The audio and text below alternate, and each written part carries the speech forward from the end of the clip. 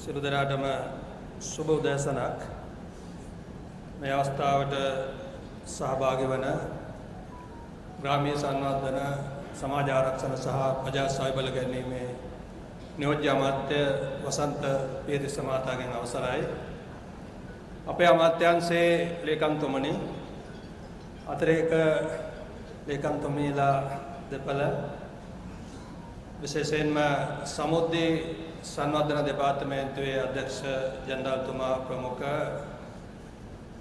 ආයතන ප්‍රධානීන් සියලු දෙනාගෙන් අවසරයි. මේ අවස්ථාවට සහභාගී වන බස්නාහිර සබරගමුව සහ ගාල්ල දිස්ත්‍රික්කවල සමුද්‍රී දිස්ත්‍රික් අධ්‍යක්ෂවරයන් ප්‍රමුඛ අපේ දෙපාර්තමේන්තුවේ සියලුම නිලධාරී මහත්ම මහත්මීන්ගෙන් අවසරයි. අපි මේ වේදිකාවේ ප්‍රධාන තිර තුනක් තිබෙනවා. ඒ තිර තුනේ මැද තිබෙන තිරේ කියනවා සමුද්‍රී සංවර්ධන දෙපාර්තමේන්තුව ගැන හැඳින්වීමේදී ප්‍රජා සභයට නව බලයක් යන තේමාව යටතේ මේ වැඩසටහන ක්‍රියාත්මක කිරීම සඳහා ඒ වන මෙහෙයුම ඒ තුලින් ගම්ම වෙනවා. මගේ ඒ තිරේට දකුණු පසින් ඉංග්‍රීසි භාෂාවෙන් ලියලා තියෙනවා Team of Battle Against Poverty කියලා. බැටල් කියන එකට විවිධ අර්ථකථන තිබෙනවා. එය අර සංග්‍රාමයක වගේ නම් ඒ මේක යුද්ධයක් වගේ එකක් අදහස් කරනවා. සටනක් වෙන්න පුළුවන්. නමුත් එහි දැන් වචනාර්ථයට වඩා මම හිතනවා ඔබ අදහස් කරන්න ඇති දිලිඳුකමට එරෙහි අපේ තිබෙන ක්‍රියාන්විතය, අපේ සටන, අපේ මෙහෙයවීම ඒ තුල ඔබ ගම්ම කිරීමට උත්සාහ කරනවා.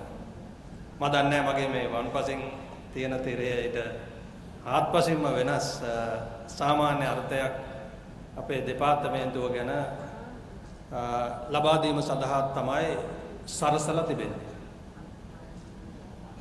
දැන් මම මේ අදහස නැවත ඔබ හමුවේ තබන්නේ ඇයි? අපි දන්නවා අපේ දෙපාර්තමේන්තුව 1995 තමයි ආරම්භ කරන්නේ. විශේෂයෙන්ම 1995 සිට 2013 වසර දක්වා සමුද්‍රී අධිකාරිය කියලා කියන්නේ අපේ රටේ දිලිඳු බවට එරෙහි සුවිශේෂී ක්‍රියාන්විතය. ඒක තමයි අපේ රටේ දිලිඳු බව තොරන් කිරීම සඳහා සක්‍රියව මැදිහත් වෙච්ච ප්‍රධානතම ක්‍රියාන්විතය බලවේගය සහ වැඩසටහන. ඔබ දන්නවා 2013 වසරේදී ඔබ ඇතුළු තව අධිකාරීන් කීපයක් එකතු කරලා සමුද්‍රී සංවර්ධන දෙපාර්තමේන්තුව ආරම්භ කරමින් පස්සෙත් මේ ක්‍රියාන්විතය තව දුරටත් ඉදිරියට රැගෙන යාම සඳහා විශාල දායකත්වයක් මේ ස්ථානයට රැස් වෙලා තියෙන ඔබත් ඒ වගේම සමහර වෙලාවට මේ වෙනකොට විශ්‍රාම ගිහින් තිබෙන වෙනත් දෙපාර්තමේන්තු ආයතනවල සේවය කරමින් සිටින විශාල නිලධාරී ප්‍රමාණයක් සැලකිය යුතු කාර්යභාරයක් ඉටු කරනවා. ඉන්පසු අපි දිවිනැගුම පනතාවට පස්සෙත් නැවතත් අපි සමුද්‍රී බවට පත් වුණාට පස්සෙත් මේ ක්‍රියාන්විතය අපි අඛණ්ඩව රැගෙන ගියා.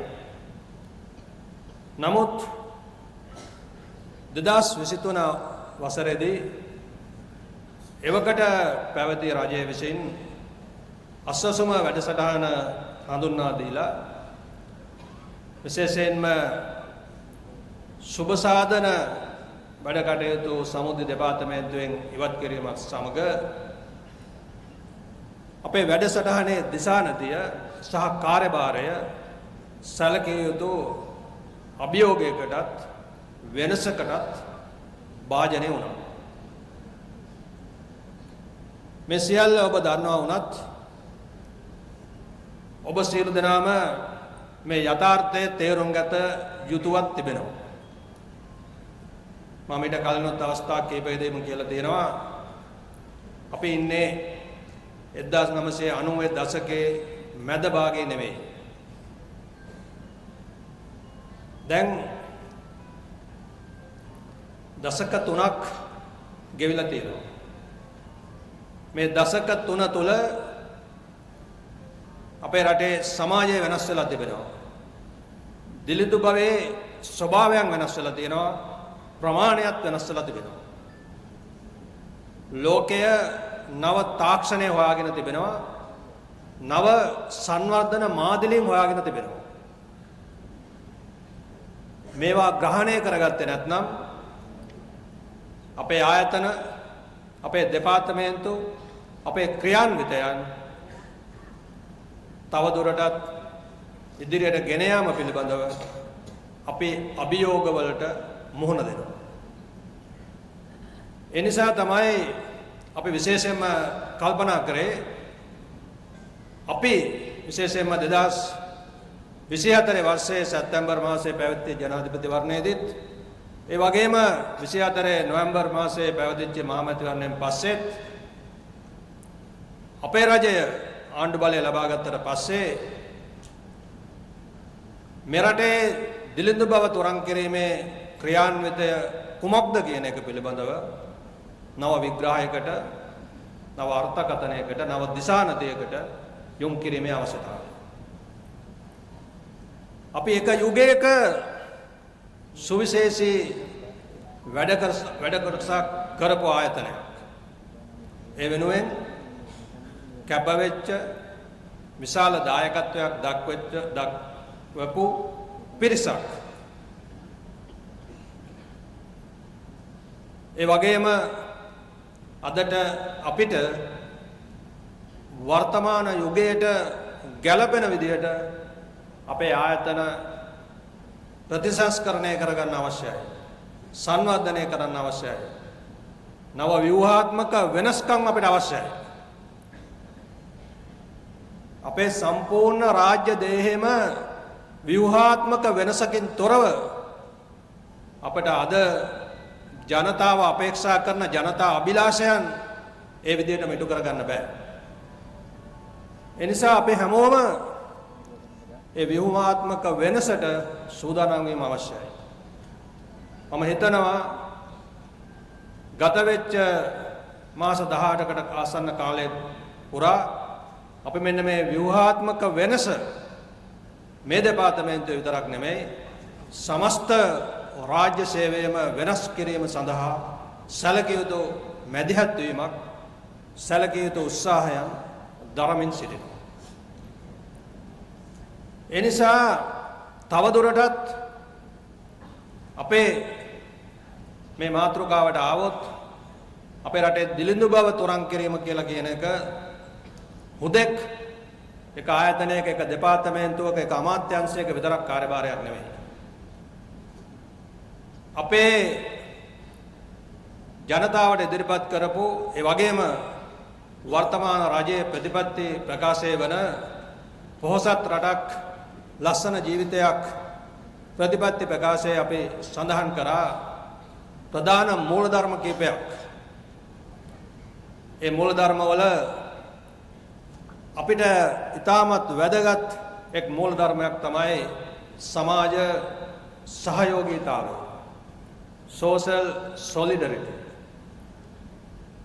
අපි ප්‍රජාව සවිබල ගන්නනවා නම්, යම් පවුලක් සවිබල ගන්නනවා නම්, යම් ගමක් නගරයක් සවිබල ගන්නනවා නම් අපිට අත්‍යවශ්‍ය දේ තමයි සහයෝගීතාවය.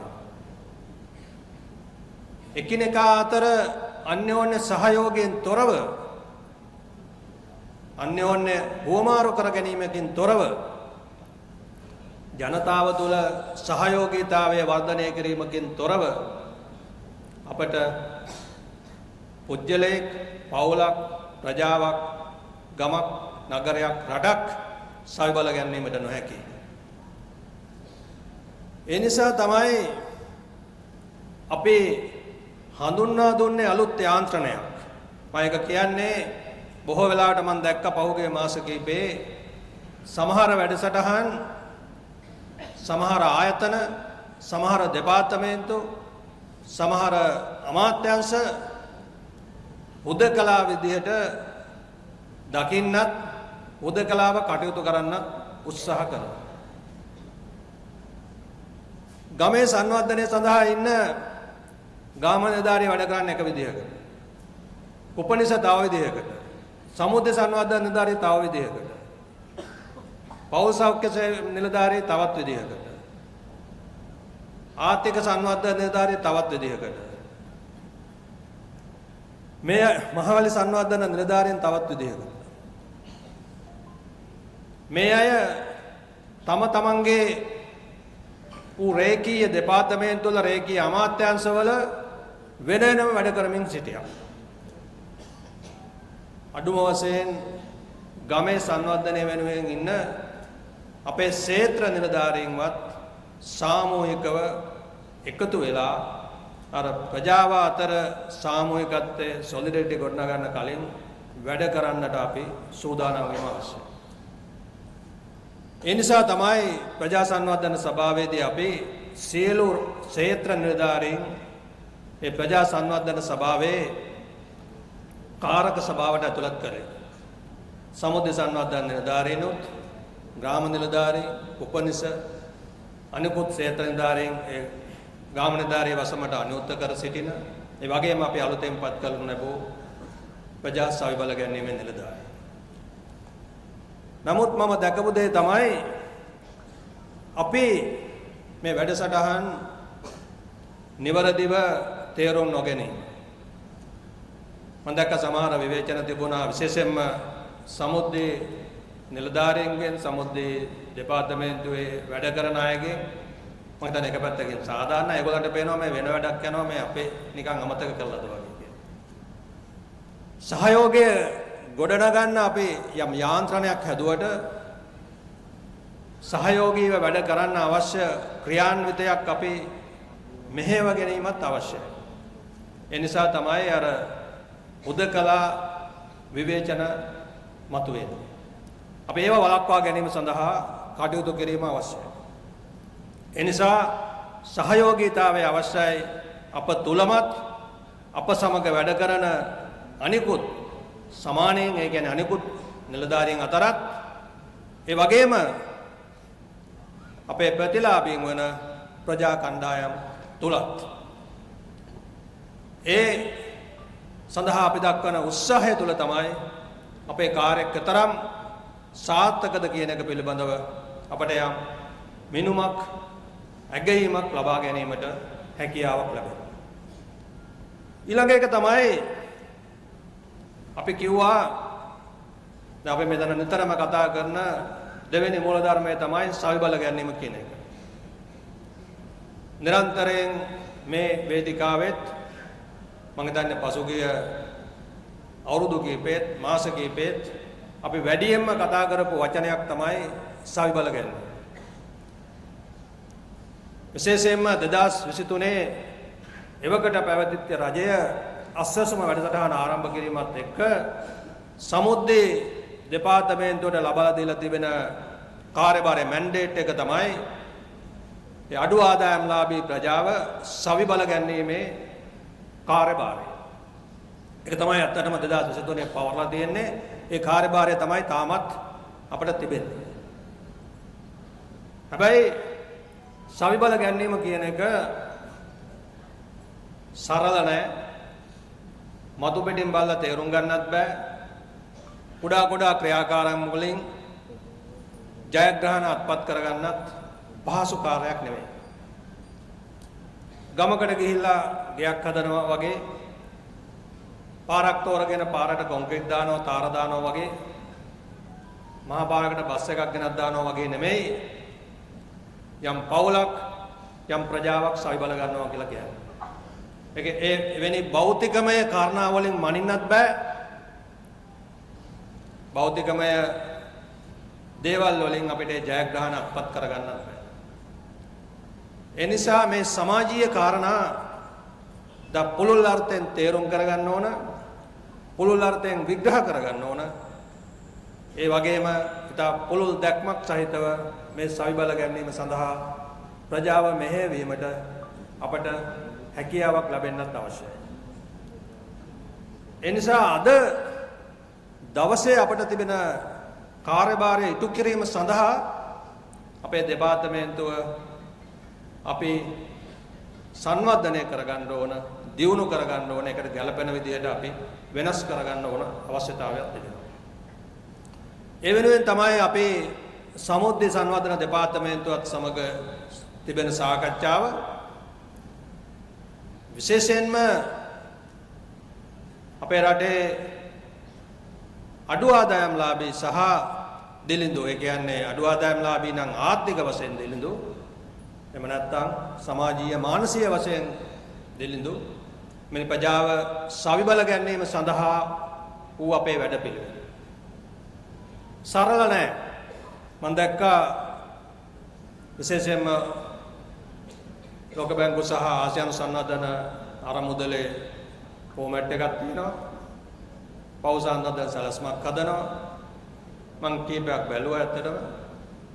ඊට පස්සේ ඒක පදනම් කරගෙන බිස්නස් ව්‍යාපාර සැලසුමක් හදනවා.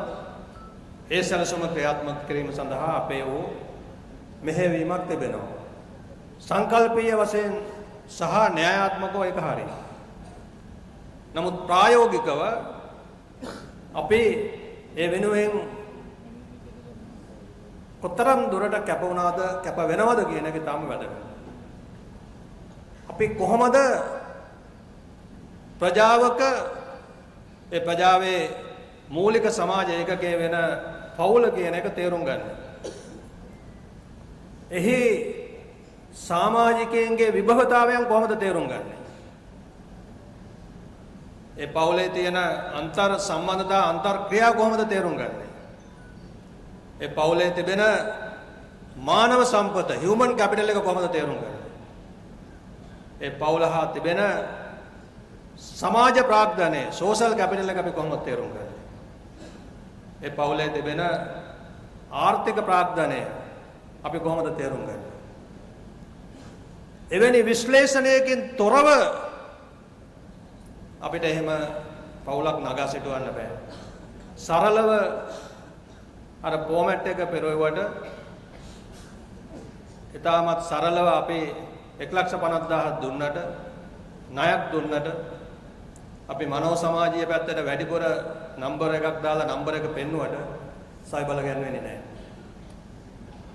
හැබැයි අපි පසුගිය වසර කීපේ ඒ සඳහා විශාල උත්සාහයක් දරමින් ඉන්නවා.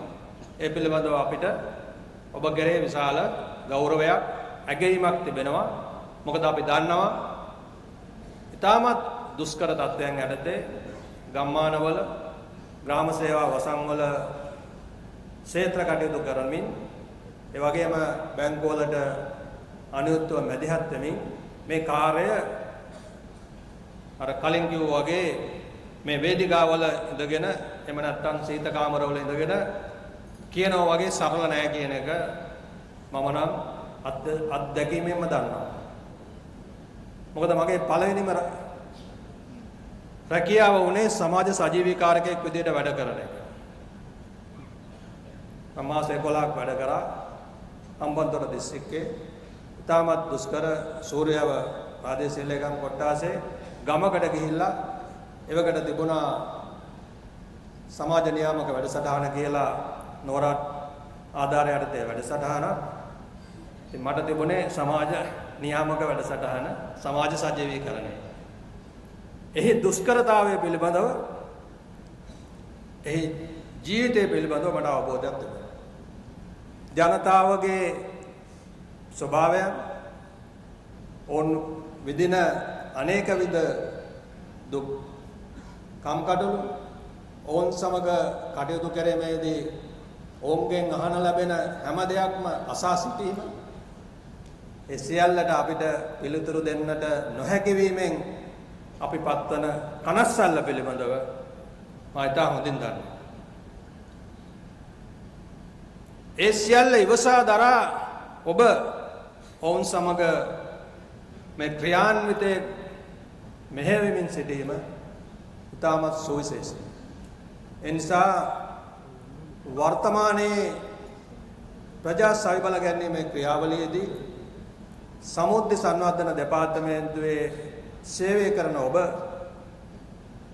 දිස්ත්‍රික් අධ්‍යක්ෂවරයෙක්ද කළමනාකාරවරයෙක්ද සමුද්‍රි සංවර්ධන නිලධාරියෙක්ද සහ වෙනත් නිලධාරියෙක්ද කියන එක නෙමෙයි ඔබ සියලු දෙනා ඒ දරන උත්සාහය අපේ සුවිශේෂී ඇගයීමට ලක් වෙනවා. ඊළඟ කාරණය තමයි අපේ සුබ සාධන සංකල්පය. අපි සමාජ සහයෝගීතාවය ගොඩනගන්න ඕන. ප්‍රජාව සවිබල ගන්නන්න ඕන. හැබැයි ඒකෙන් කිසිසේත්ම අදහස් කරන්නේ නැහැ සුබ සාධනය අවශ්‍ය නැහැ කියලා. බොහෝ වෙලාවට කට්ටිය අපි ගොඩාක් කලාවට කියනවා මේ අස්වැසුමට අපිට විවේචනයක් තියෙනවා. ජනසවියට අපිට විවේචනයක් තිබුණා. සමුද්‍රයේ ආධාර දෙනකොටත් අපිට විවේචනයක් තිබුණා. ඕනෑම වැඩසටහනක අඩුපාඩු තිබෙනවා. අද අස්වැසුම් වැඩසටහනට තදබල විවේචන තිබෙනවා. තෝරා ගැනීම පිළිබඳව සමහර වෙලාවට ලැබිය යුතු අයට ලැබෙන්නේ නැහැ, නොලැබිය යුතු අයට ලැබෙනවා කියලා. අපි 89 ආරම්භ කළා 90 ඉඳලා ක්‍රියාත්මක වෙච්ච 94 ජනසභා වැඩසටහනෙත් 95 සිට අපි ක්‍රියාත්මක වෙච්ච අපේ සමුද්‍ර වැඩසටහනෙත් 2023 ඉඳලා ක්‍රියාත්මක වන අස්වැසුම වැඩසටහනෙත් මේ සුබ සාධන වැඩසටහන් හැම එකම ප්‍රතිලාභින් තෝරා ගැනීමේ ගැටලු තිබුණා. ඒ ගැටලු වල ප්‍රමාණය ස්වභාවය වෙනස් වෙන්න පුළුවන්. හැබැයි අද ප්‍රජා සවිබල ගැනීමේ කාර්යයම එක් දිගුවක් තමයි සුබ සාධනය කියන එකත්. ඒ නිසා සුබ සාධනයේ අත්‍යවශ්‍ය ප්‍රජාවට සුබ සාධනයේ ලබා දීමත් අපේ වර්තමාන ආණ්ඩුවේ ප්‍රතිපත්ති වැඩපිළිවෙලේම කොටසක්. එනිසා අපි කිසිසේත්ම සුබ සාධනයේ අත්‍යවශ්‍ය අයට සුබ සාධනයේ ලබා දිය යුතු නැතයි කියන මතයකට එළඹිය යුතු නැහැ. එනිසා මම කියන්නේ මේ වැඩසටහන් තුනම වර්තමානයේ අපේ අනිකුත් අමාත්‍යාංශවලත් වැඩසටහන් ගණනාවක් ක්‍රියාත්මක කරනවා. නමුත් අන්‍යෝන්‍ය සහයෝගයෙන් අපි ගමන් කරන්නට අවශ්‍යයි. ප්‍රජාශක්තිය දියුණු බව තුරන් කිරීමේ වැඩසටහනත් සමුද්‍රි සංවර්ධන දෙපාර්තමේන්තුවේ ප්‍රජා සවිබල ගැනීමේ වැඩසටහනත් අස්වැසුම මුදල් අමාත්‍යාංශයේ තිබුණත් සමාජ සුබ සාධන වැඩසටහනත් කියන මේ වැඩසටහන් තුනම අනිත් වැඩසටහන් වලට වඩා මේ වැඩසටහන් තුන අපි ඒකාබද්ධ රාමෝකයෙන් ඒකාබද්ධ වෙලා සාමූහිකව ක්‍රියාත්මක කිරීම අවශ්‍යයි. අන්න ඒ ඔස්සේ තමයි අපිට අපි අපේක්ෂා කරන සවිබල ගැන්වූ ප්‍රජාවක් සමාජයක් දිනා ගැනීමට හැකියාව ලැබෙනවා. ඒ නිසා අපේ අරමුණ තේරුම් ගන්න හුදකලාව වැඩසටහන් විවේචනය කරන්න පටන් ගන්න එපා. ප්‍රජා මට්ටමින් ප්‍රජාව ශක්තිමත් කිරීම සඳහා ඒකාබද්ධ ප්‍රවේශයක් තමයි අපේ ප්‍රජා ශක්තිය වැඩසටහනෙන් අපේක්ෂා කරන්නේ. සමුද්‍රය වැඩසටහන සමුද්‍රි සංවර්ධන නිලධාරියත් එහි සක්‍රීය දායකත්වයක් දක්වන නිලධාරියෙක්. ඒ වගේම පෞල් මට්ටමින් සවිබල ගැනීම තමයි සමුද්‍රි සංවර්ධන දෙපාර්තමේන්තුවේ ප්‍රධානතම කාර්යභාරය. ඒ වගේම සුබ සාධනයේ අත්‍යවශ්‍යයට සුබ සාධනය ලබා දීම තමයි අස්වැසුම වැඩසටහනේ කාර්යභාරය.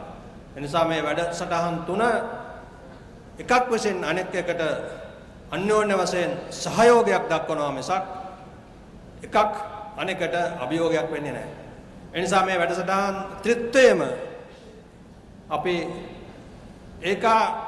ඒකාබද්ධ කරලා අපි අපේක්ෂා කරන අපේ රටේ දිලිඳ බව තොරන් කිරීමේ ක්‍රියාන්විතය සඳහා මෙහෙයවීමට අවශ්‍යයි. තවනාඩි කීපයක් ගත කරන්න කැමති විශේෂයෙන්ම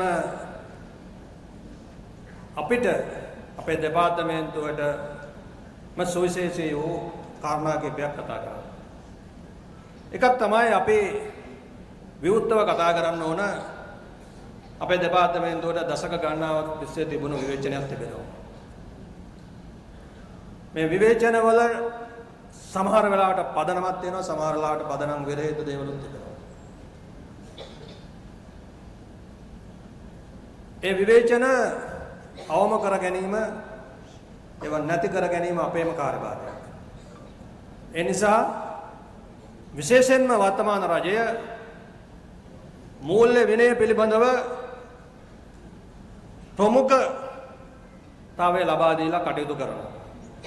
ඒ නිසා අපි මහ ජනතාවගේ මුදල් වංචා කරන, දූෂණය කරන, ඒවා අවභාවිතා කරන කිසිම අවස්ථාවකට කිසිම ආකාරයකින් සමාවක් දෙන්නේ නැහැ. එනිසා ඒක පිළිබඳව අපි සියලු දෙනාම තරය අවබෝධ කර ගැනීම අවශ්‍යයි. එනිසා ඒ විවේචනය අප වෙත එනවා නම් ඒ විවේචනය තවදුරටත් අප තුළ ඒ විවේචනයට ඉඩකඩ අපි කිසිසේත්ම විවර කළ යුතු නැහැ. දෙවෙනි එක තමයි අපේ දෙපාර්තමේන්තුවට කාලයක් කිව්ව මට නම් කියන්න හිටපු හැමදෙරුන්ට ගොඩක් කාල කිව්වා, ගොඩක් අය කිව්වා දැන් ඡන්ද මැසින් කියලා. සමහර හැමදෙරු කිව්වා මේ හැමදෙරුන්ට පට බැඳලා එක එක හැමදෙරුන්ට එක එක විදිහේ නම් පට බඳිනවනේ. අපේ අමාත්‍යාංශයේ සමුද්දේ බාරව හිටපු අයට ගොඩක් වෙලාට තිබුණු ප්‍රධානම නමක් තමයි පට බැඳලා තිබුණේ ඡන්ද මැසින් කියලා. ඒකට එක හේතුවක් තියෙනවා. ඇත්ත සමස්තයම ඇත්ත නෙමෙයි. නමුත් ඒකට හේතුවක් තියෙනවා. ඒකට හේතුව තමයි අපිට විවේචනයක් තියෙනවා, අපි දේශපාලනීකරණය වෙලා තියෙනවා.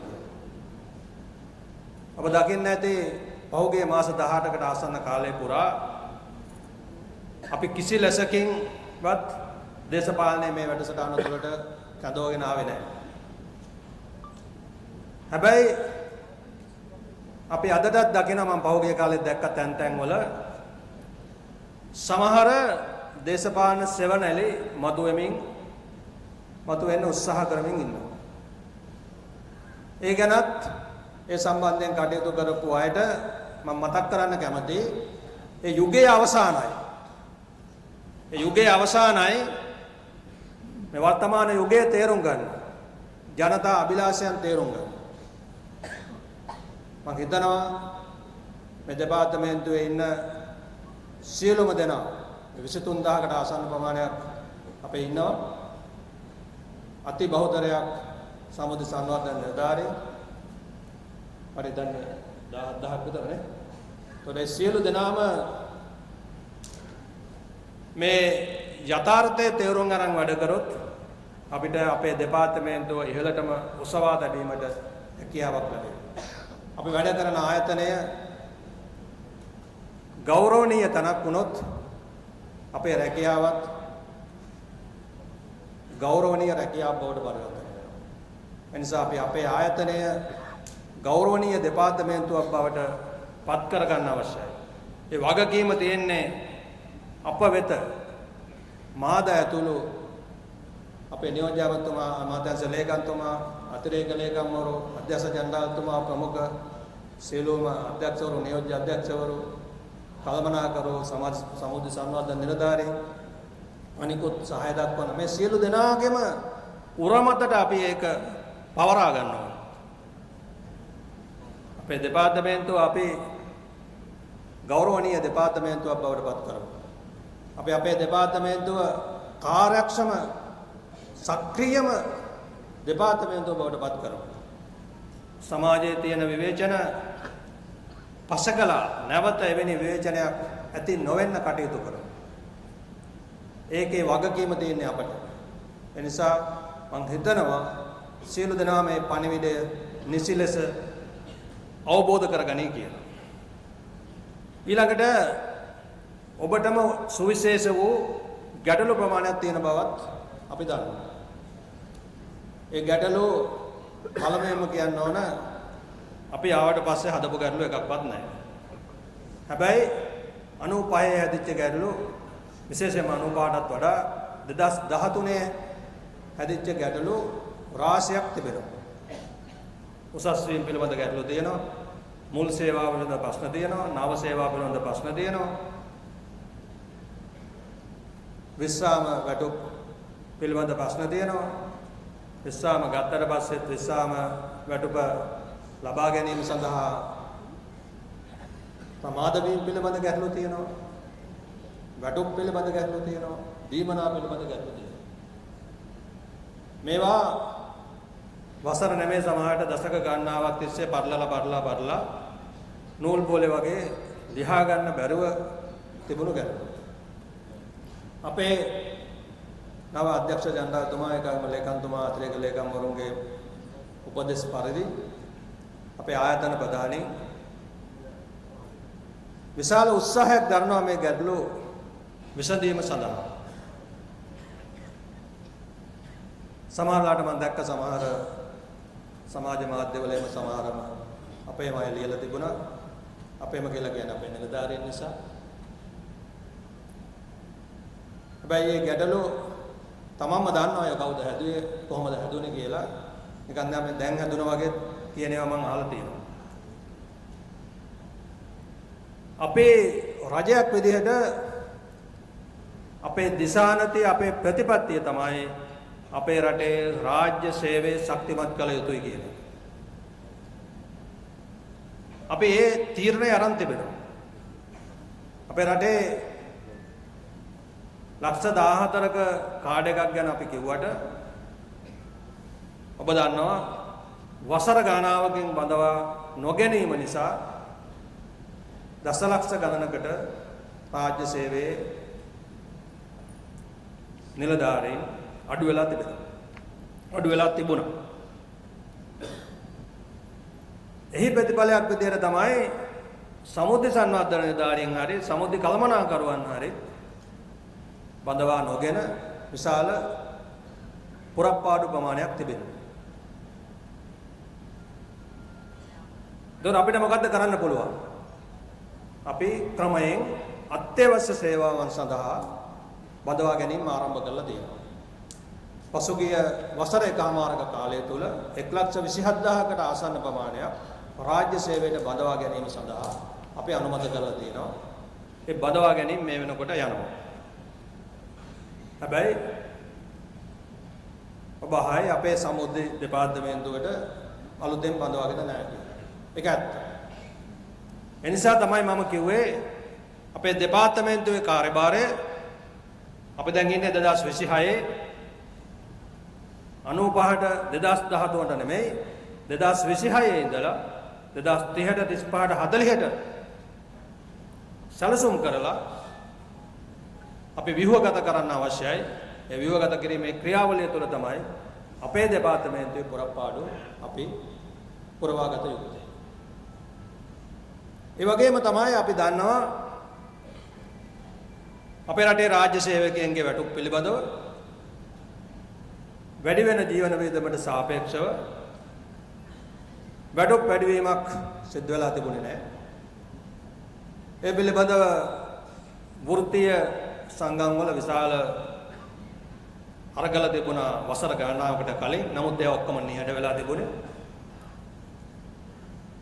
නමුත් අපි රාජ්‍ය සේවකයන්ගේ වැටුප් ඔබ ඇතුළු පියවර 3කින් වැඩි කරලා තියෙනවා සැලකිය ප්‍රමාණය.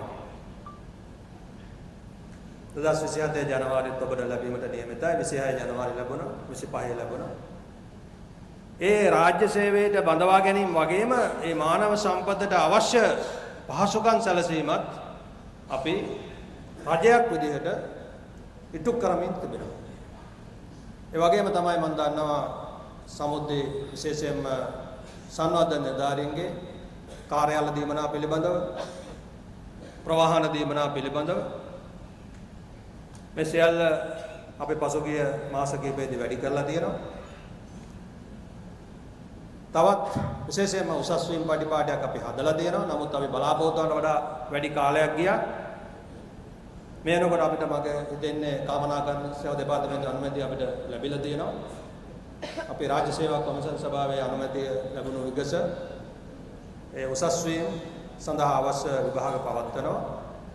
මේ වගේ ක්‍රමයෙන් ඔබගේ අවශ්‍යතා කිසිම සටනකින් තොරව අපි ඉටු කරමින් ඉන්නවා. ඒවට වෙනම වෘත්තීය අරගල අවශ්‍ය නැහැ. මොකද ඒ පිළිබඳව සංවේදී ආණ්ඩුවක් අද ඔබට තිබෙනවා.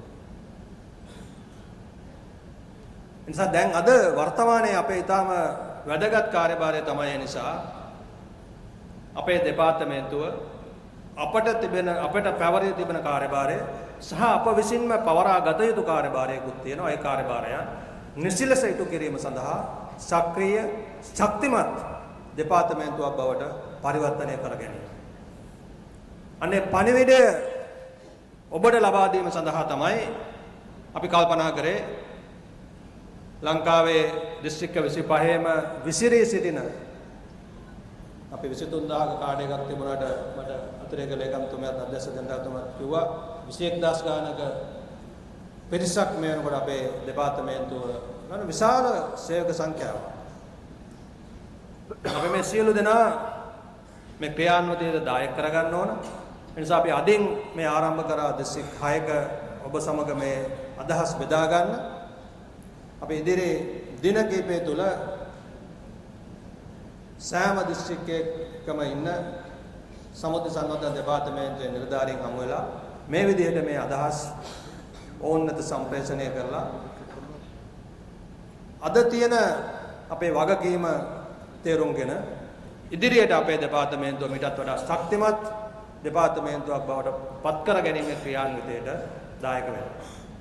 ඉතින් ඒ වෙනුවෙන් ඔබ අර සඳහන් කරලා තියෙන the battle against poverty දිලෙදුකමට එරෙහි ඔබේ ක්‍රියාන්විතය අපේ ක්‍රියාන්විතය අපි තාමත් ශක්තිමත් ලෙස ඉදිරියට ගෙන යමු. ඒ ඔස්සේ අපි අපේක්ෂා කරන පොහොසත් රටක් අපි නිර්මාණය කරමු. අපිට අපේ පරම්පරාවේ එක දැක ගන්න නොලැබුණා නම් අපේ දරු මුණුපුරු පරම්පරාවටවත් අපි පොහොසත් රටක් නිර්මාණය කරමු. ඒ පොහොසත් රට තුල අපේ රටේ ජීවත් වන සිංහල දෙමළ මුස්ලිම් බර්ග මැලේ ආදී වූ සියලු ජනතාවට ඒ වගේම ග්‍රාමීය නාගරික වතු ආශ්‍රිතව ජීවත් වෙන සියලු ජනතාවට සතුටින් ඉන්න පුළුවන්, සිනහසලා ඉන්න පුළුවන් ලස්සන ජීවිතයක් උදා කරමු. ඒ වෙනුවෙන් ඔබ සියලු දෙනාටම ශක්තිය සහ ධෛර්යය ප්‍රාර්ථනා කරනවා. බෙහෙවින් ස්තුතියි.